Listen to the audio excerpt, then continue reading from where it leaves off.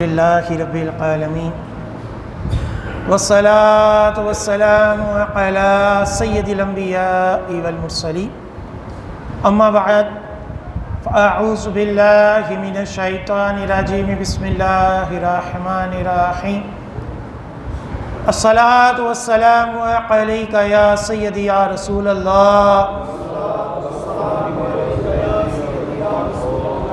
وعلى آلك وأصحابك يا سيدي يا حبيب الله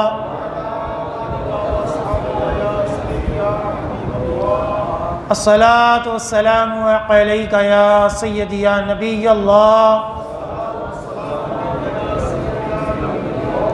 وعلى آلك وأصحابك يا سيدي يا نور الله.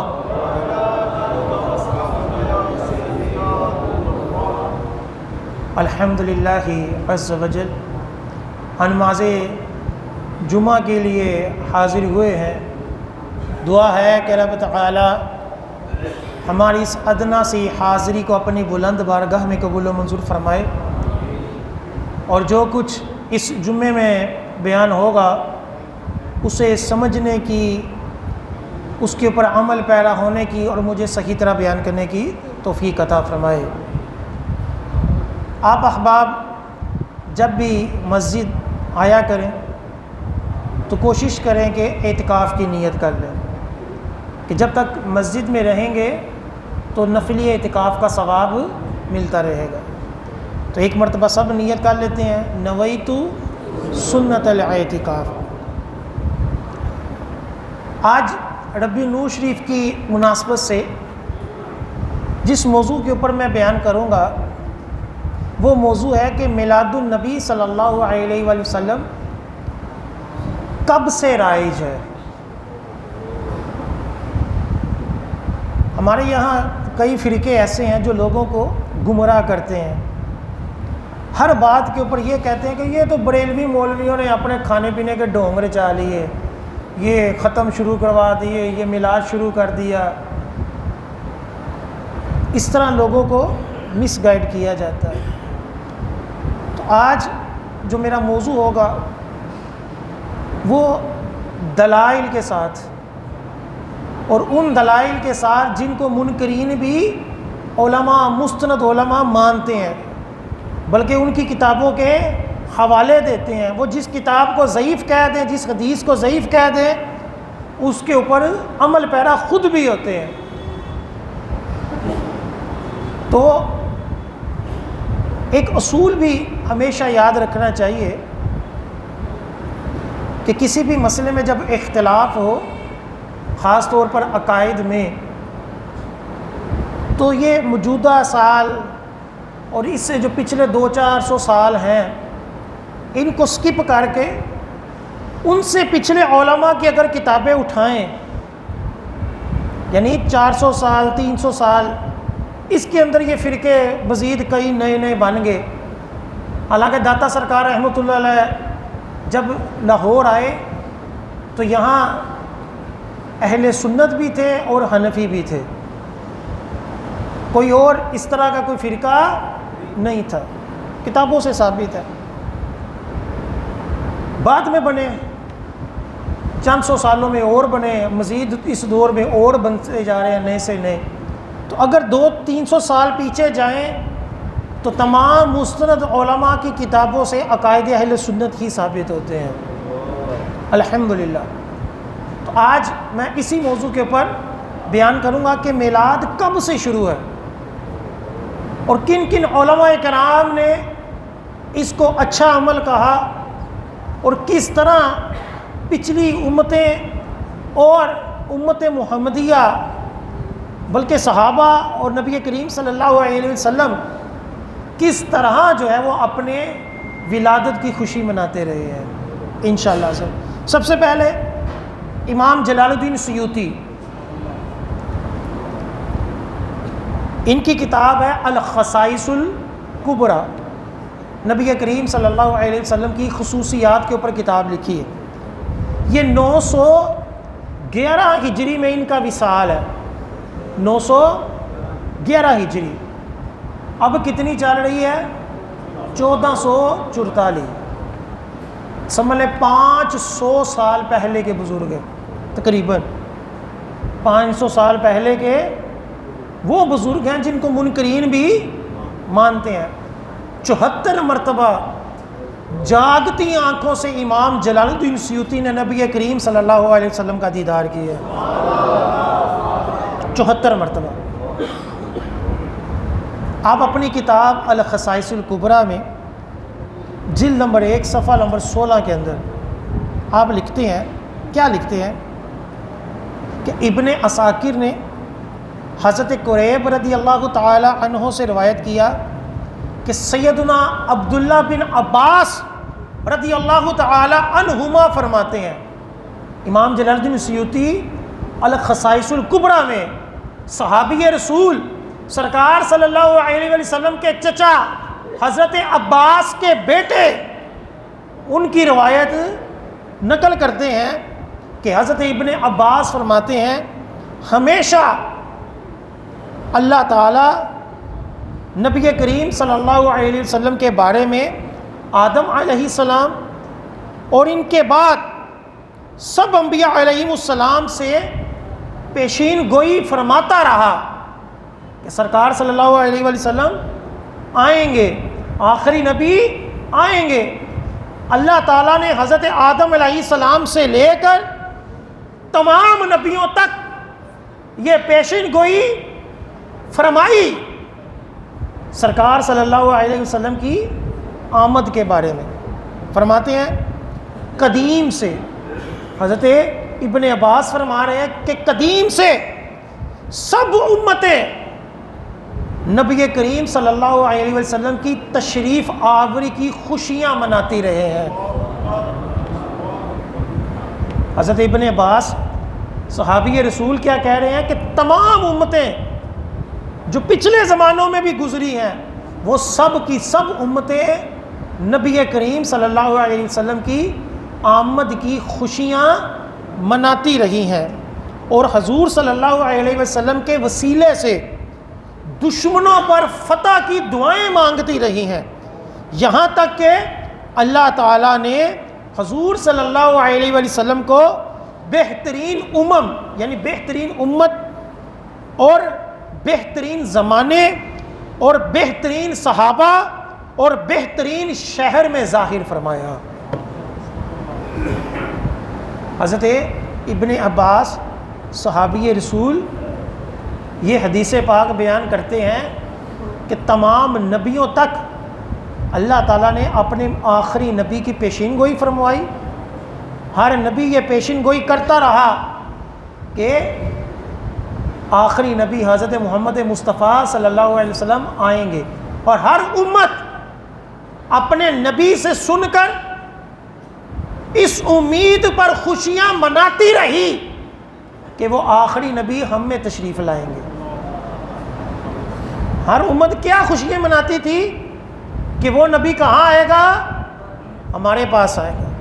یہود جو تھے انہوں نے اسی وجہ سے سرکار صلی اللہ علیہ وسلم کی نبوت کا انکار کیا کہ یہ ہمارے اندر کیوں نہیں پیدا ہوئے، یہ عرب میں کیوں پیدا ہو گئے، حالانکہ مانتے تھے لیکن امید یہ تھی ساری امتوں کی طرح یہودیوں کو بھی یہی امید تھی کہ جو آخری نبی ہوں گے وہ ہمارے درمیان تشریف لائیں گے۔ پھر صحابی رسول فرماتے ہیں کہ اللہ تعالیٰ نے نبی کریم صلی اللہ علیہ وسلم کو بہترین زمانے میں بہترین صحابہ کے ساتھ بہترین شہر میں پیدا فرمایا۔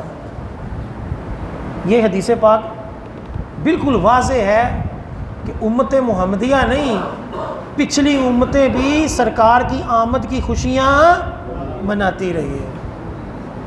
اب مزید آگے چلیں، امام جلال الدین سیوطی ہی الخصائص الکبریٰ جلد نمبر 1 صفحہ نمبر 82 کے اندر حضرت آمینہ رضی اللہ تعالی عنہا کی روایت نقل کرتے ہیں کہ آپ فرماتی ہیں کہ جب نبی کریم صلی اللہ علیہ وسلم کی آمد ہوئی تو میں نے دیکھا کہ 3 جھنڈے نصب کیے گئے ہیں، ایک مشرق میں، ایک مغرب میں اور ایک خانہ کعبہ کے اوپر۔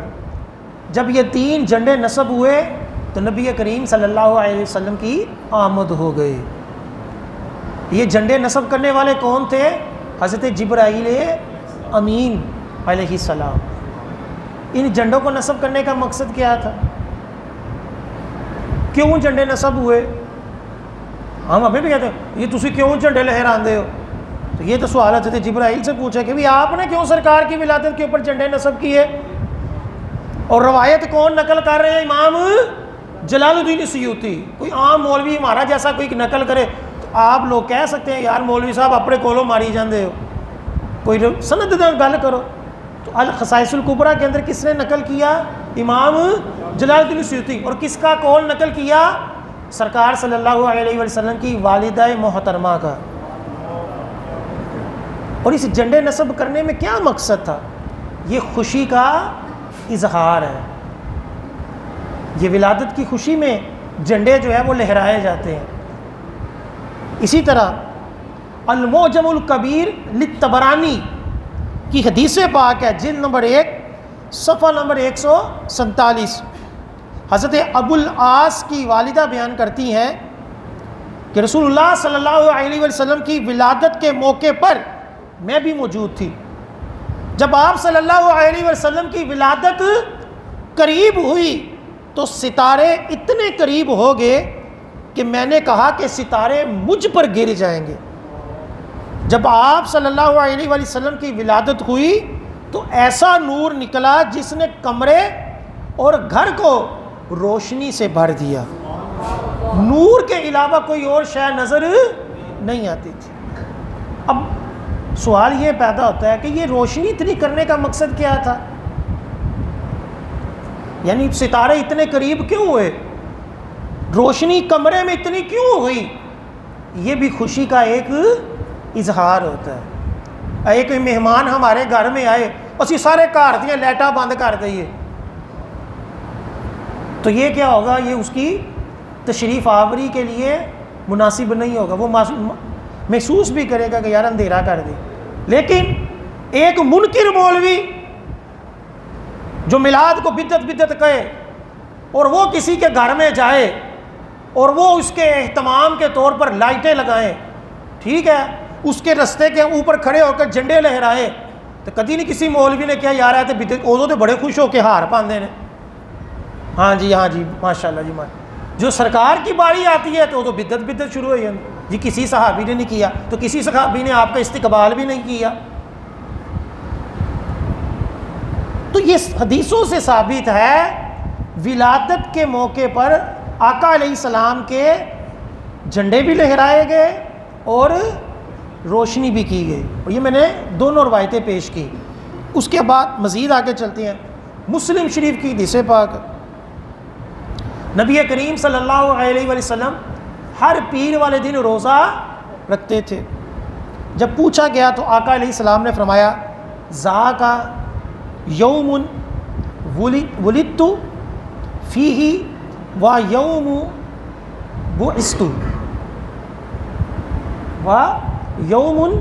بعثت کہ اس دن پیر والے دن میں پیدا کیا گیا اور پیر والے دن ہی میرے اوپر وحی آئی۔ اعلان نبوت بھی آقا علیہ السلام نے کیا؟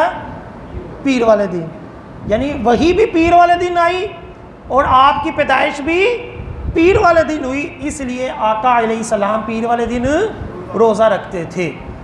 یہ میلاد شریف کی ایک مین دلیل ہے، جو بڑے بڑے محدثین نے اس دلیل کو نقل کیا ہے۔ ہر ملک میں ہر دور میں خوشی کا اظہار مختلف ہوتا رہا ہے، خوشی کا اظہار مختلف ہوتا رہا ہے۔ آج بھی آپ پاکستان کی ولادت کی خوشی دیکھیں وہ اور طرح کی ہوتی ہے، دوسرے ملکوں میں دیکھیں وہ کسی اور طرح خوشیاں منا رہے ہوتے ہیں، انداز جو ہوتا ہے وہ مختلف ہوتا ہے، خوشی منانا سب میں یکساں ہے۔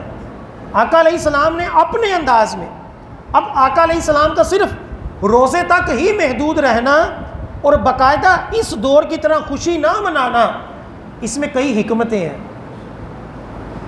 اس میں کئی حکمتیں جو کہتے ہیں نہیں قرآن چ نہیں لکھے ہے میلاد منانا، اے حدیث چ نہیں لکھے ہے کہ میلاد مناؤ، ٹھیک ہے، تو اس کی وجہ اور بھی کئی ہوں گی۔ اگر میلاد منانا قرآن میں لکھا ہوتا تو وہ کیا ہوتا، وہ فرض ہو جاتا۔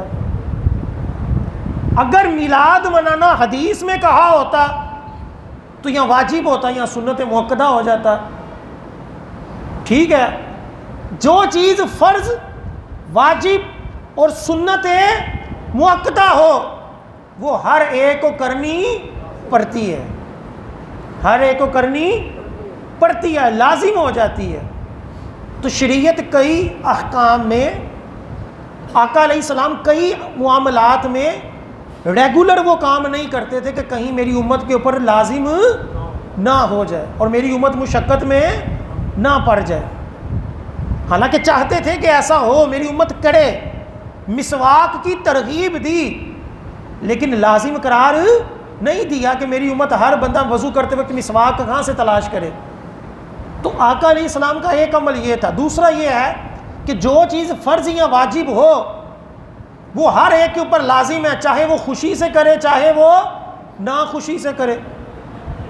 ہوتا نا بعض دفعہ زکوٰۃ دینے کو دل نہیں کر رہا ہوتا، قربانی کرنے کو دل نہیں کر رہا ہوتا، پیسے بھی کم ہوتے ہیں، لیکن لازم ہے کہ گناہ ہوگا تو بندہ کیا ہوتا ہے، وہ مجبوراً بھی وہ کر دیتا ہے، زکوٰۃ بھی دے دیتا ہے، سردی میں وضو بھی کر لیتا ہے، نماز بھی سردی میں پڑھ لیتا ہے، ٹھیک ہے، اپنا کاروبار چھوڑ کر جمعہ بھی پڑھ لیتا ہے کہ جمعہ فرض ہے، تو وہ مجبوراً بھی کر لیتا ہے، اور منکر بھی یہ سارا کام کر ہی لیتے ہیں۔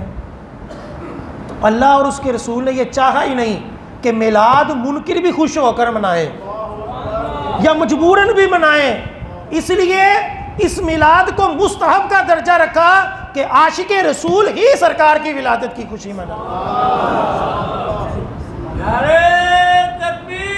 اللہ یا رسول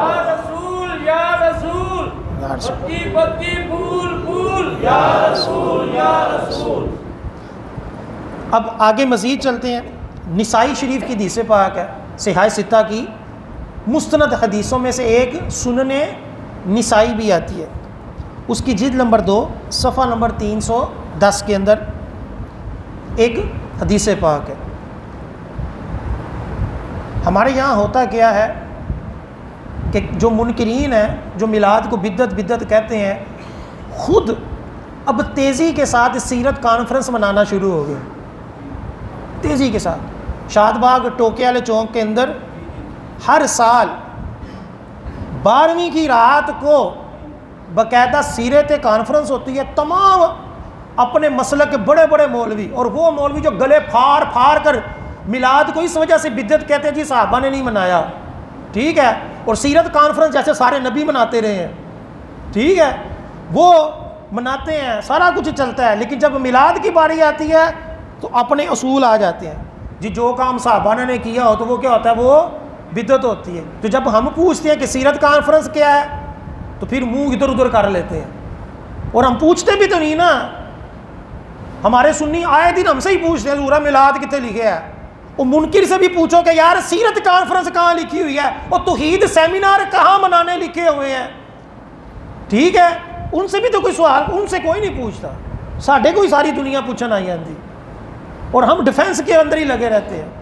اب سیرت کانفرنس ہی چلو لے لو، ہوتا کیا ہے، سرکار صلی اللہ علیہ وسلم کی سیرت، سرکار کی شان ہی بیان ہوتی ہے نا، ٹھیک ہے۔ اگر کوئی یہ کہے جی اسی تے سیرت منانے ہیں وہ تو صرف سرکار کی شان بیان کرنے ہیں، تو ہم میلاد میں کیا مناتے ہیں، ہم بھی سرکار کی شان ہی بیان کرتے ہیں، اور یہی اگر معیار میلاد اور سیرت میں ہے، ٹھیک ہے، جیسا کہ ہمارا دعویٰ ہے کہ سیرت کانفرنس بھی جائز ہے، میلاد بھی جائز ہے، جبکہ شریعت کے دائرے کے اندر ہو، سرکار کی شان و عظمت کو بیان کیا جائے، اگر یہی معیار ہے تو یہی معیار صحابہ کرام سے بھی ثابت ہے۔ سنن نسائی کی حدیث پاک ہے، حضرت امیر معاویہ رضی اللہ تعالیٰ عنہ اس حدیث پاک کو بیان کرتے ہیں کہ نبی کریم صلی اللہ علیہ وسلم صحابہ کرام کے پاس تشریف لائے، اور صحابہ کرام ایک محفل کی شکل میں بیٹھے ہوئے تھے، تو نبی کریم صلی اللہ علیہ وسلم نے پوچھا ما اجلسکم، یہ جلسہ کیسا ہے، تم کیوں بیٹھے ہوئے ہو، تم اکٹھے کیوں بیٹھے ہوئے ہو، اس طرح اکٹھے جمع محفل لگا کر جلسہ کر کیوں بیٹھے ہوئے ہو؟ اب سنیں صحابہ کرام نے کیا کہا۔ صحابہ کرام نے کہا جلسنا ندعو اللہ ونحمدہ علی ما ہدانا لدینہ ومن علینا بکا۔ صحابہ کرام نے عرض کی یا رسول اللہ صلی اللہ علیہ وسلم، ہم اس لیے یہ محفل سجا کر بیٹھے ہیں کہ ہم اللہ تعالیٰ کا شکر ادا کریں کہ اللہ تعالیٰ نے ہمیں آپ کے ذریعے سے دین اسلام کی ہدایت عطا فرمائی، دین اسلام عطا فرمایا اور آپ کو ہمارے درمیان بھیجا، آپ جیسی نعمت ہمیں عطا فرمائی، اس کا شکر ادا کر رہے ہیں، اس کا شکر ادا کر رہے ہیں۔ اب سرکار یہ کہہ سکتے تھے وہ تو بدعت ہے، میں تمہیں کہا کہ تسی انج بیٹھو، اگر تو سرکار نے ایسا کہا ہوتا تو ہمارے لیے بھی اس طرح محفل سجانا شرعاً جائز نہ ہوتا کہ سرکار نے منع کر دیا بھائی مل بیٹھ کر اس طرح آپس میں شکرانے اور اس طرح اللہ تعالیٰ کا شکر ادا نہ کرو کہ اللہ تعالیٰ نے ہمیں اسلام عطا کیا اور ہمیں نبی کریم صلی اللہ علیہ وسلم کی نعمت عطا فرما دی۔ اگر تو سرکار نے منع کر دیا ہوتا تو یہ ہماری دلیل ہوتی تھی، اور اسی طرح کوئی چیز ناجائز ثابت ہوتی ہے کہ آقا علیہ السلام نے ایک عمل دیکھا ہو اور واضح طور پر اسے منع کر دیا ہو، تب کوئی چیز جو ہوتی ہے وہ شرعاً ناجائز ثابت ہوتی ہے، یہ یاد رکھیے۔ اگر سرکار کے سامنے کوئی عمل ہوا اور سرکار خاموش رہے، منع نہ کیا، وہ بھی دلیل ہوتی ہے کس کی؟ اجازت کی، کہ سرکار کے سامنے یہ عمل ہوا اور نبی کریم صلی اللہ علیہ وسلم نے اس سے منع نہیں کیا، تو یہ دلیل ہوتی ہے کہ یہ شرعاً جائز ہے۔ اب سرکار صلی اللہ علیہ وسلم نے جلسہ دیکھا، صحابہ کی محفل دیکھی، اب جب پوچھا کہ کیوں بیٹھے ہو، صحابہ نے اپنی بیٹھنے کی وجہ بیان کی۔ اب اگر سرکار اس سن کر خاموش بھی ہو جاتے تو میلاد ثابت ہو جاتا، اور اگر منع کرتے تو ناجائز ثابت ہو جاتا۔ اب سنیں سرکار نے کیا کہا۔ نبی کریم صلی اللہ علیہ وسلم نے فرمایا اللہ ما اجلسکم الا ذالک، تم خدا کی قسم کھا کر کہو کہ کیا اسی وجہ سے بیٹھے ہو؟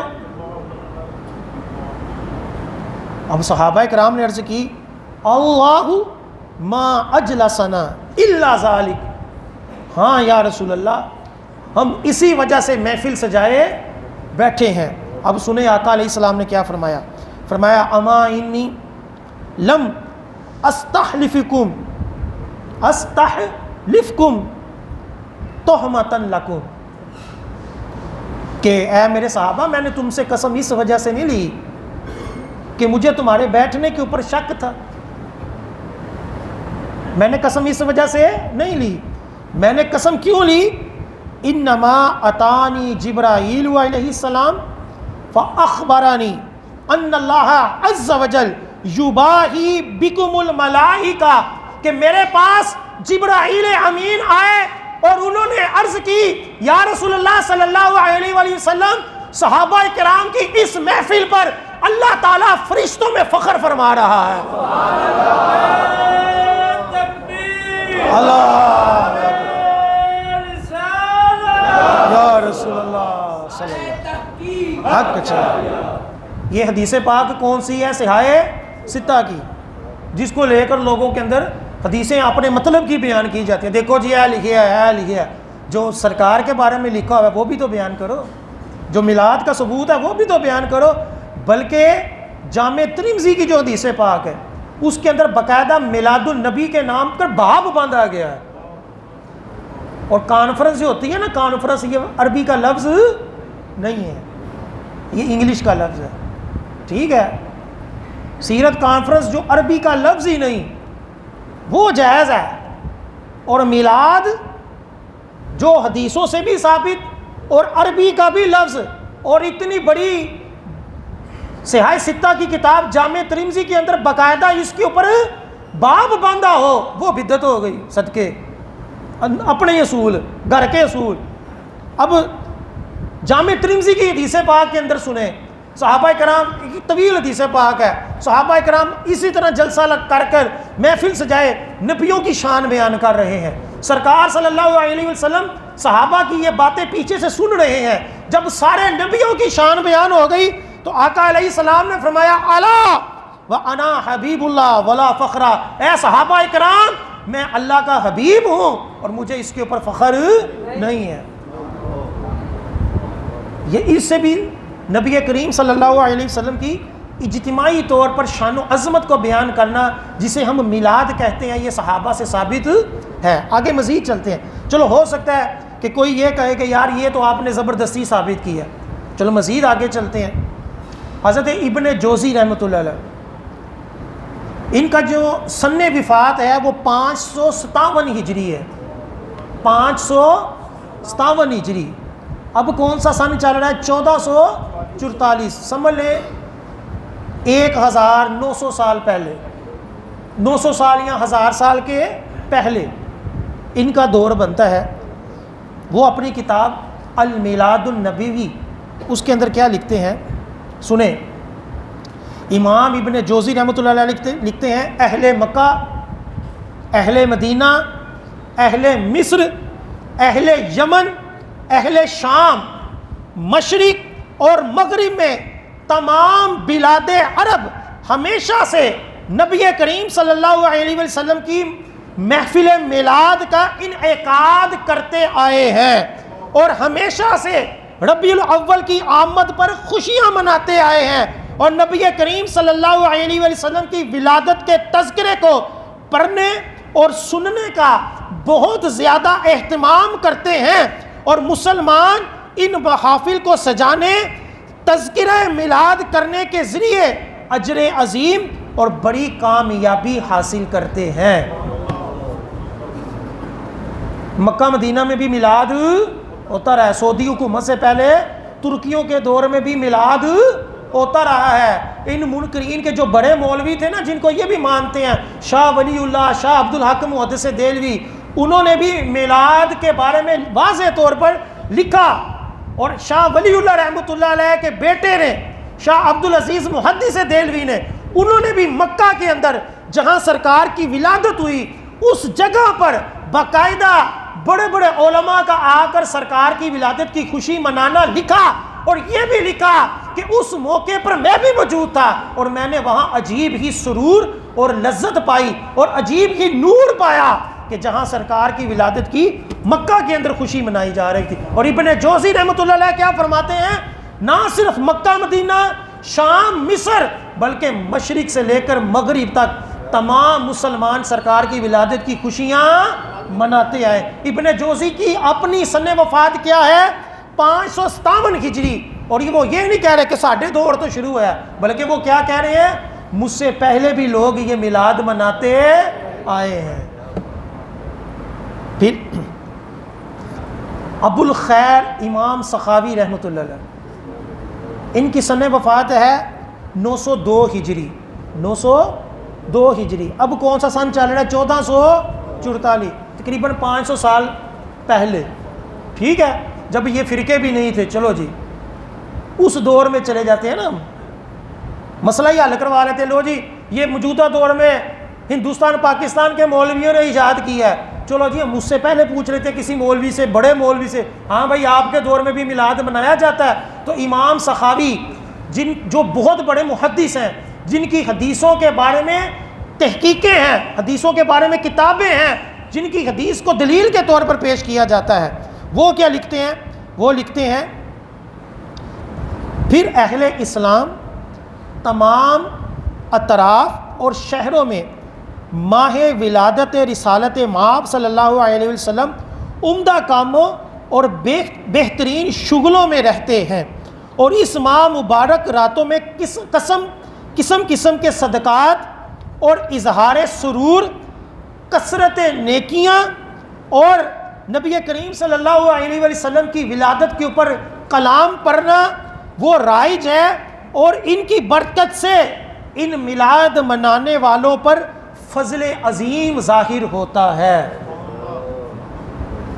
یعنی امام سخاوی فرماتے ہیں کہ یہ میلاد منانا لوگوں میں عام ہوا، تو یہ کس طرح عام ہوا؟ اپنے دور کا واقعہ بیان کر رہے ہیں کہ لوگ صرف خالی 12ویں نہیں بلکہ ماہ مبارک کی تمام راتوں میں مختلف قسم کی چیزیں بھی بانٹتے ہیں اور خوشی کا اظہار بھی کرتے ہیں، یعنی ساری راتوں میں سرکار کا ولادت مناتے ہیں۔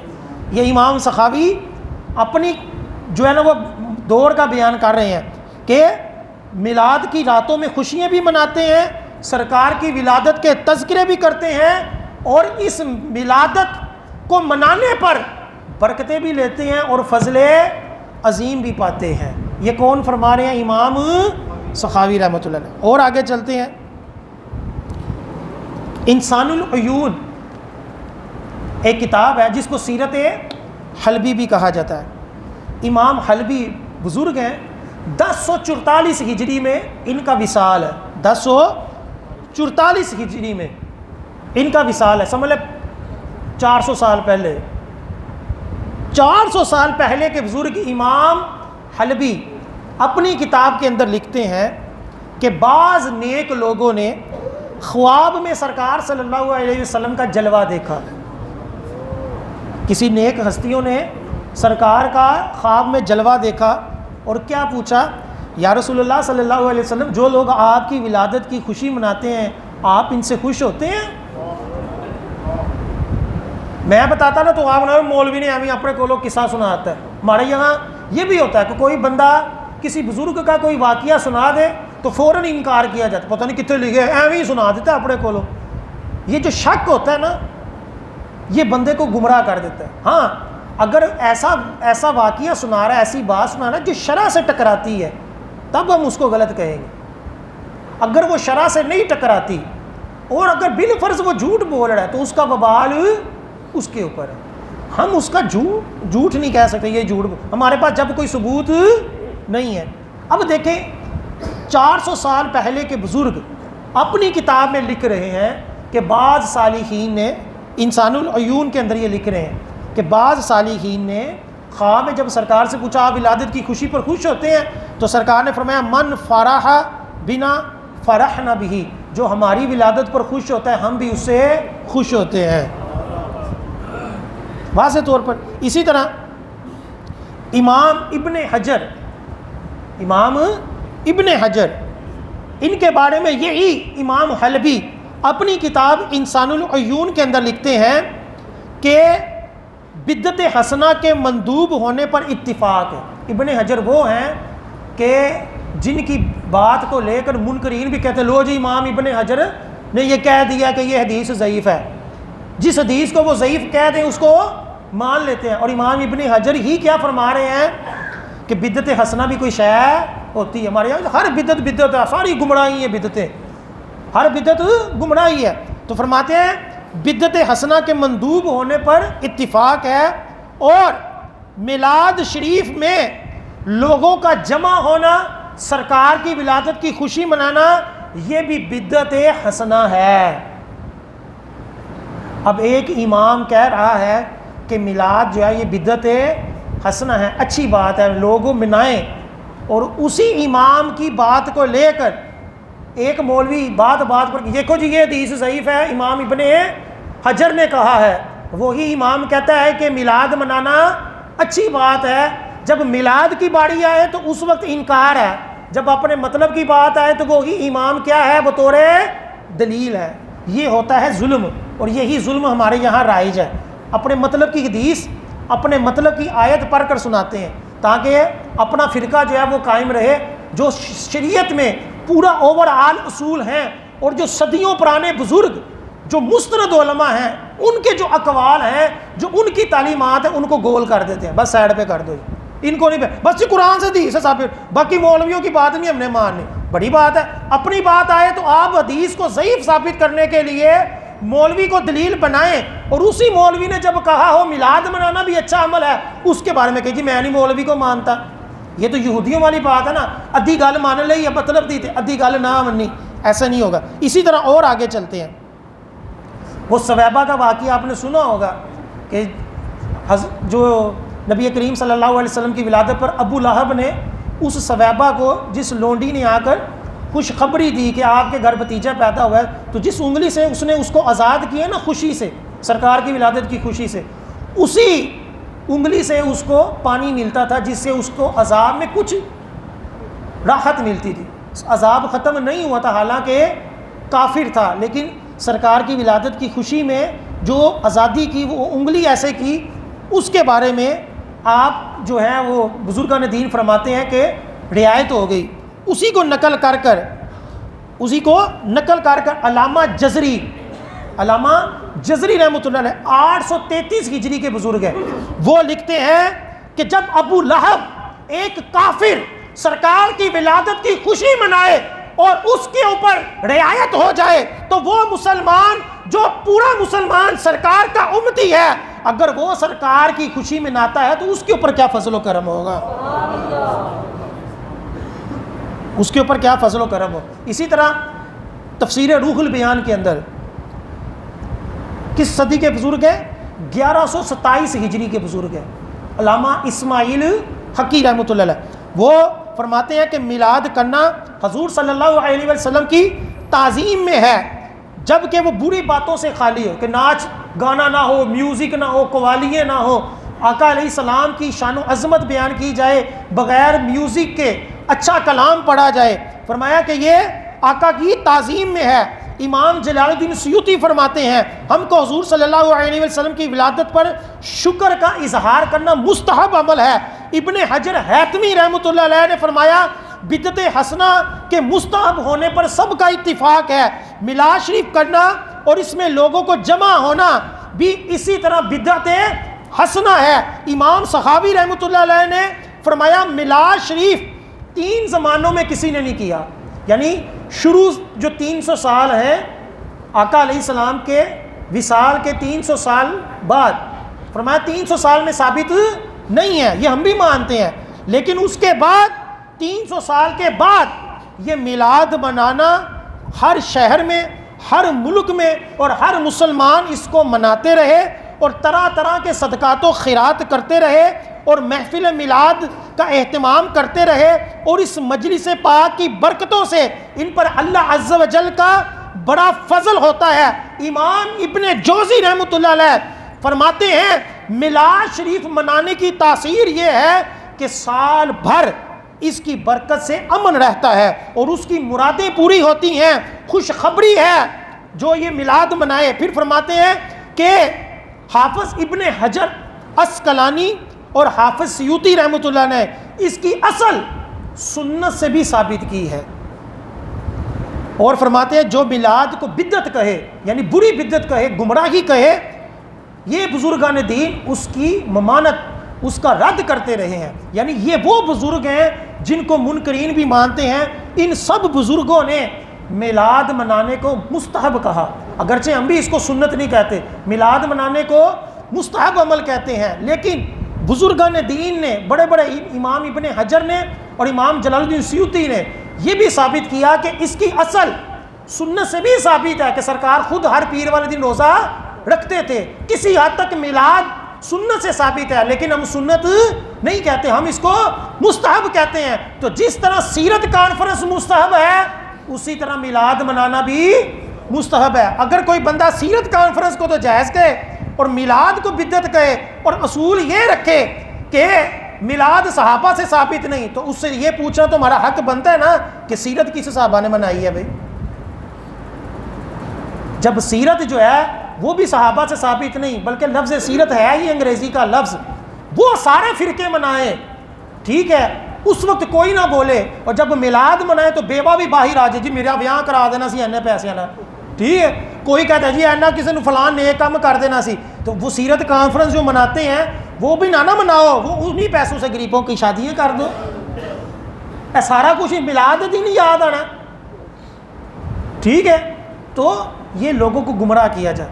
میں نے آپ کے سامنے آج تمام پچھلی امتوں کے بھی حدیث پاک پیش کی، نبی کریم صلی اللہ علیہ وسلم کی بھی مسلم شریف کی حدیث پاک روزہ رکھنے والی پیش کی، صحابہ کرام کا نسائی شریف ترمذی شریف سے بھی پیش کیا کہ وہ بھی مل بیٹھ کر سرکار صلی اللہ علیہ وسلم کی شان و عظمت بیان کرتے تھے. اپنے دور کے اعتبار سے وہ بھی سرکار کا ایک قسم کا میلاد ہی مناتے تھے. اور پھر بعد میں کئی صدیوں پہلے حضرت اسماعیل حقی فرماتے ہیں 300 سال کے بعد، یعنی 300 ہجری کے بعد، اب کون سی ہجری چل رہی ہے؟ 1400، یعنی 1100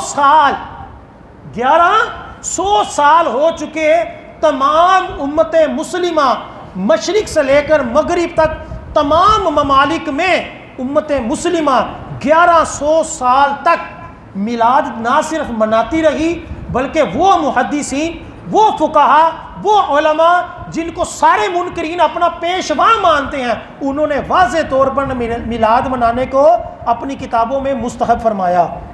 ٹھیک ہے، لہٰذا کسی ادھر ادھر کی بات سننے سے پہلے اس سے پوچھو کہ یار 1100 سال، یا تو آپ کہو کہ جتنے علماء میلاد مناتے رہے یا میلاد کو جائز کہتے رہے ان کو گمراہ کہو، ان کو گمراہ کہہ کر پھر میلاد منانے کو بھی گمراہ کہو.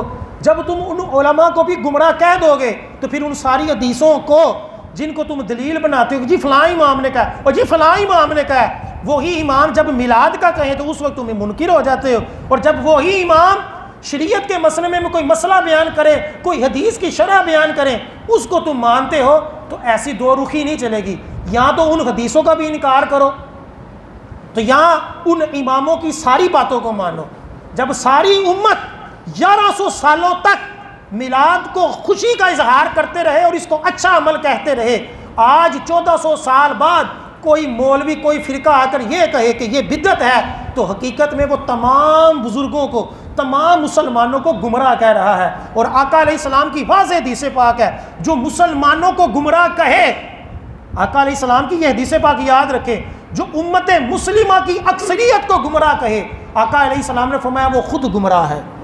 کیوں؟ سرکار نے فرمایا میری امت اکثریت کے اعتبار سے کبھی گمراہ نہیں ہو سکتی. اب آج اس حدیث پاک کو لے کر فیصلہ کر لیں کہ میلاد منانے والے کتنے پرسنٹ ہیں اور میلاد نہ منانے والے کتنے پرسنٹ ہیں، تو اسی سے ثابت ہو جائے گا. اگر میلاد نہ منانے والے زیادہ ہوں گے تو پھر ہم بھی کہیں گے کہ لو جی جب زیادہ نہیں منانے والے، تو حدیث پاک میں فرمایا کہ میری امت زیادہ کبھی گمراہ نہیں ہو سکتی. جب سارے نہیں منا رہے تو یہ واضح دلیل ہوگی کہ ہمارے لیے بھی ناجائز ہو گیا. لیکن اگر ساری قومیں، سارے ملک مسلمانوں کے میلاد منائیں اور پاکستان یا ہندوستان میں کوئی مولوی اٹھ کر کہے اور چھوٹا سا کوئی گروہ کہے کہ یہ بدعت ہے، تو پھر گمراہ کون ہوا؟